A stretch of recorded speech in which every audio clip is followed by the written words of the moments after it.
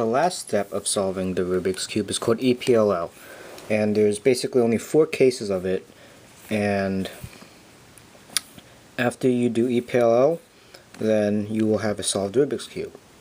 Now, the way that you recognize it is if there's 3 wrong edges, you put the bar or the solved side in the back, like so, and you look for the side with the opposite color. So for example, this side, blue and green, those are opposite, these aren't, and these are not. So bar in the back, we see that the opposite color is on the right side. So that's the first case. The second case is again bar in the back, where the opposite is on the left side. The third case is where you have all 4 edges need to be moved, meaning they're not correct, but they swap like this. So this is blue, this is orange, they need to switch like this, diagonally. The same deal with the green and red. And the last case is this, where you have opposites on every single side. So opposite, opposite, opposite, opposite, and they move across. So these two switch, and these two switch. So first I'm going to show you how to solve this, where you have the bar in the back and the opposite on the right. So first thing you do is an M2. So you just, again, that's moving the middle layer twice. Now we take this opposite piece and we bring it to the front, like so. Push the middle layer like this, push it up, move the top layer twice, push the middle layer the other direction, move the same, move like before where we had this opposite piece, push it in front, and do an M2. And that solves that cube. Now let's do the other case. Bar in the back, opposite on the left. M2. Push the opposite color to the front. Push the middle layer up, like so. Top layer twice. Push the middle layer the other way. Turn the top layer the same way again like before. M2. Okay, so I'll do all these cases again after I show you the other 2. So this case is where all sides are opposites. Okay, and the way you do this is we're going to remember numbers, and we're just going to alternate between the M's and the U's. So 2, 1, 2, 2, 2, 1, 2. Okay, again, that's 2, 1, 2, 2, 2, 1, 2. So it's 2, 1, 2, 2, 2, 1, and then you just do another M2 to solve the middle.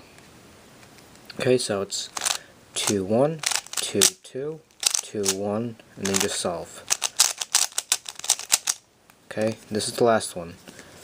Okay, we have diagonal switches here, and diagonal switches here. And the way we're going to do this is again with numbers. We're going to go 1, 1. And then we're going to do 2, 1 twice. So 2, 1, 2, 1. Now we're going to switch it. We're going to go 1, 2. So 1, 2, and then we're just going to do 2. And then you can just adjust that.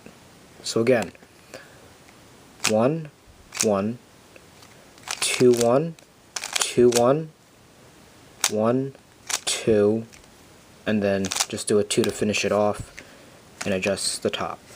Okay? So one last time, that's 1, 1, 2, 1, 2, 1, 1, 2, and then just do a 2 to finish it off, and a U. Okay, so I said I would do those other two cases again. So here, bar in back, opposite on the right side, do an M2, bring the opposite edge to the front, push up on the middle, turn the top layer twice, push the other way on the middle, rotate the same way, M2. Okay, and let's do the other one. So bar in back, opposite on left, go M2, push this in front, push up on the middle, rotate the top twice, push the middle the other way, rotate the same way, M2. Okay, let's do the all opposites. So you can see that they're all opposite. So just pick any side.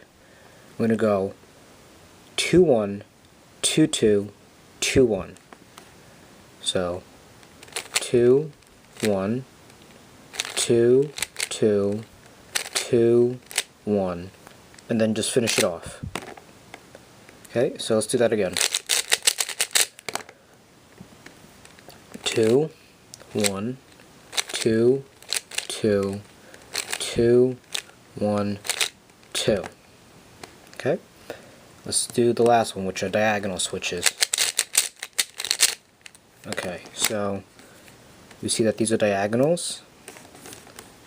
These are diagonal swaps too. We're going to go 1 1 2 1 2 1 1 2, and then we're just going to finish it off. So 1 1 2 1 2 1 1 2. Then we just finish off the middle and turn the top. And that's it. That's all there is to solving it. If you made it this far, congratulations. Woohoo.